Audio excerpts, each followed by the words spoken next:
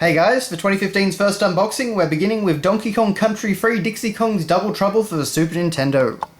So I figured we'd start this year off right with a Super Nintendo unboxing. So, of course, this is the last of the Donkey Kong Country trilogy. And of course, I suppose you could say the third game in the Rareware quadrology, being Country 1, 2, 3, and Donkey Kong 64. But yeah, it's another great side-scrolling platformer. Very nice visuals for the Super Nintendo, of course, as all the games had. It's probably the worst game out of the four, but it is still a really fantastic platformer. I know that a lot of people actually didn't play this just because of... I think by this point, you know, it was 1996, so you had the N64 out and things like that, so it's probably the most obscure of the four games. But as you can see, Dixie Kong meets chaos in a wild new adventure. And we have plenty of little elements in this front cover. So, of course, we have Dixie and Kiddy Kong. Kiddy Kong being the new addition, who plays exactly like Donkey Kong, funnily enough. But they are on their hovercraft. We can see a banana bird up there. Oh, I absolutely love their design. Looks like we've got... oh, what's his name? I can't remember, but the one that actually... Oh, what is he called? Not Swanky. Funky, that's it. Funky's boat shop over there. We've got a big Kremling over there. We've got one of the fish enemies who looks very, very odd. Bit confused about what he's doing. As well as some other houses down there, some of the Bear Brothers houses.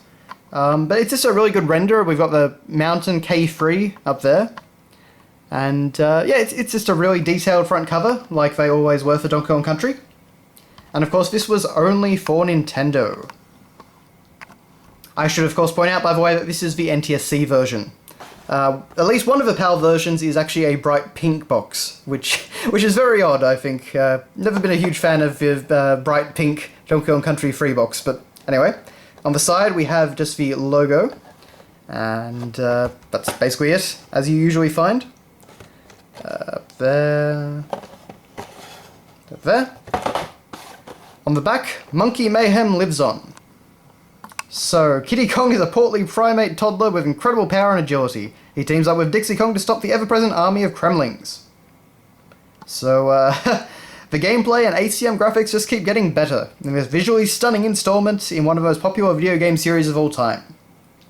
Now, naturally, the visuals were starting to become a little bit dated, given the release of the N64 and PlayStation 1. But, you know, for the Super Nintendo, they were very, very impressive. They do some very incredible stuff. I mean, you can see just over here, you know, we've got this really nice multi-layered environment with the waterfall. You know, the underwater areas looked incredible.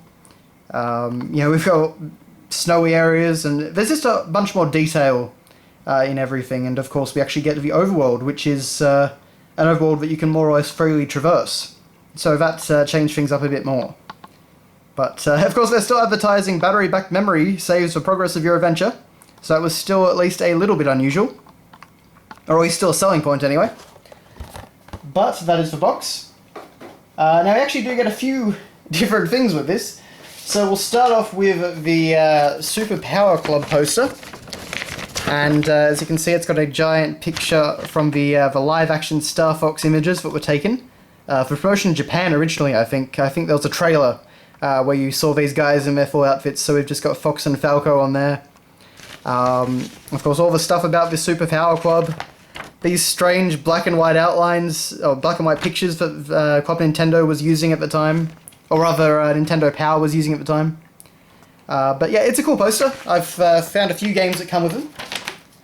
So on the other side, let's see if we can take this. Let's see. Want Game Frenzy? We've got it. I don't really know what Game Frenzy is, but anyway. So we've got a nice render of Donkey Kong. Donkey Kong Country, of course. Some sports games over here. Tetris 2. Labeled under obviously cool stuff. And of course with Donkey Kong Country, it's ACM, Advanced Computer Modeling.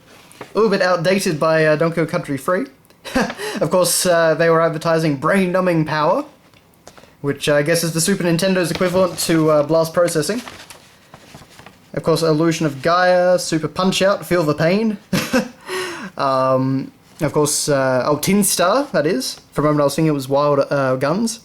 Super Mario World still being advertised, and of course Super Metroid. But yes, all these games were getting on in years a bit by the time Donkey Kong Country 3 came out, but I guess they didn't want to make a new poster. What else have we got here? We've got our Consumer Information and Precautions booklet, which is always there. We've got Step Right Up, Free Player's Guide offer inside. And this was actually quite nice because they did this render of Swanky's tent, and you could play mini games in there. And so it's done just like that, so Kitty's looking at the minigame tent. And if we go in here, of course, how do you make an oversized primate happy? Give them a free Donkey Kong Country free player's guide. And there's Happy Kitty. And of course it just, it goes through, there's a lot of flavor text here. You know, Kitty Kong is getting himself into some serious monkey business. The immense challenge of Donkey Kong Country 3 just may be too much for the youngster. So, yes, while it's definitely probably got the easiest difficulty curve of any Donkey Kong Country 3 game, the levels get pretty hard at the end, I must admit. But many an ape would willingly trade their entire banana hoard for it. You don't have to go that far though, just fill out the attached form and mail it with your payment. Ah yes. And of course, we've got some details about the game itself. And just bizarrely a picture of Kitty Kong's back. Ah yes, don't turn your back on us now, kid. We know you need our help. Well, they really had no faith in the player, did they? Mind you, if the player was Kitty Kong, I guess you'd be right not to. But finally, of course, we come to... Well, not quite finally, but we come to our manual. And of course, this is a proper Rareware manual. These are the good ones. So we have a nice render of Swanky right there. We have the story. And we can see this old picture from Donkey Kong Country 2 of the cast from that game. And we actually get some flavor text that isn't in the final... isn't actually in the game itself. As was also the case with Donkey Kong Country 1 and 2. So we get an explanation of why we're doing what we're doing. Basically, Donkey Kong and Diddy went off. And, dear Dixie, go on exploring the islands of DK, back tomorrow, Diddy. So they went off exploring the islands, they never came back, so Dixie goes out to try and find them. Meanwhile, Funky, she meets up with Funky, and he, for whatever reason, gives her Kitty Kong to tag along. But it's a bit of a silly story, but, what do you expect from a 2D platformer? Now, unfortunately in this one we don't actually have Cranky berating us throughout the manual.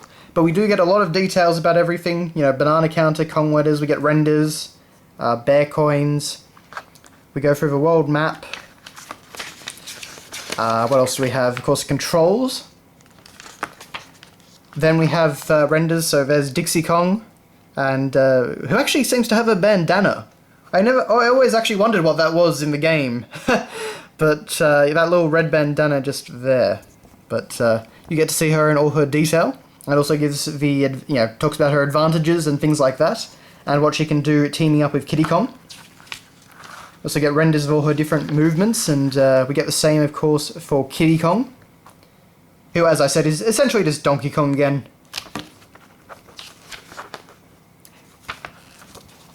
Then, of course, we have the Kong family, and everyone's getting in on the act. This time around, the Kong family members offer their services for free, with the exception of Swanky Kong, of course. You'll find Kong family members in every world. So, yes, so you no longer have to pay Wrinkly to save your game, which I think was definitely a good improvement. Yes, we've got Funky, we've got Wrinkly, we've got Swanky, and of course we've got Cranky, who is actually your opponent in a mini-game at Swanky's tent. So, yes, he likes to berate you in that game, and if you win, he'll sometimes chase you off with his cane. So that's always good fun. And then, of course, we have the animal buddies, introducing different ones. Ellie the elephant, of course, On Guard the swordfish, and if you caught On Guard in a previous adventure, you know he's a keeper.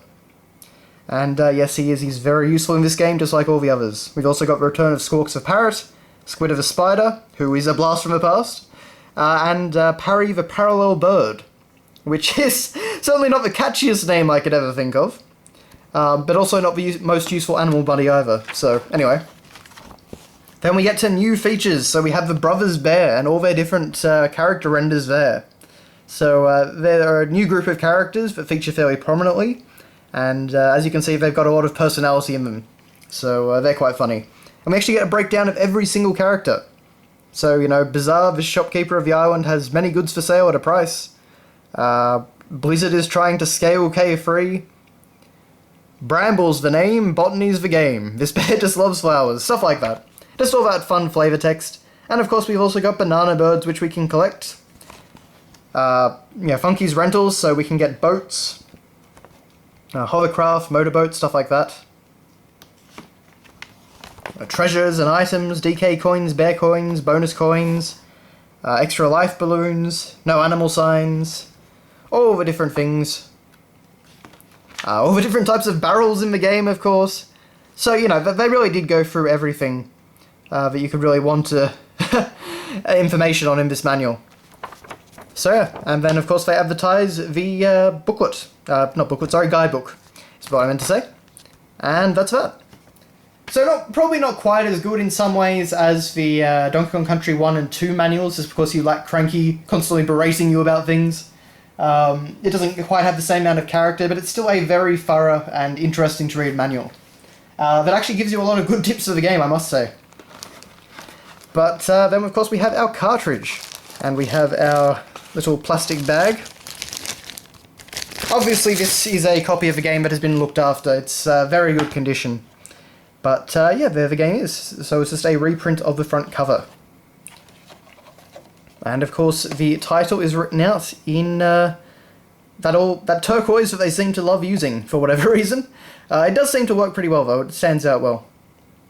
But that is Donkey Kong Country 3 Dixie's Double Trouble. Oh, and I suppose just to point it out, with the game I actually got my first one of these, which is a plastic box which encases the Super Nintendo game and keeps it looking pristine.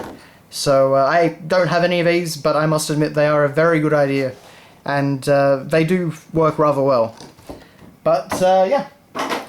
So that is your look at Donkey Kong Country 3. Thanks a lot for watching, guys, and I will see you next time.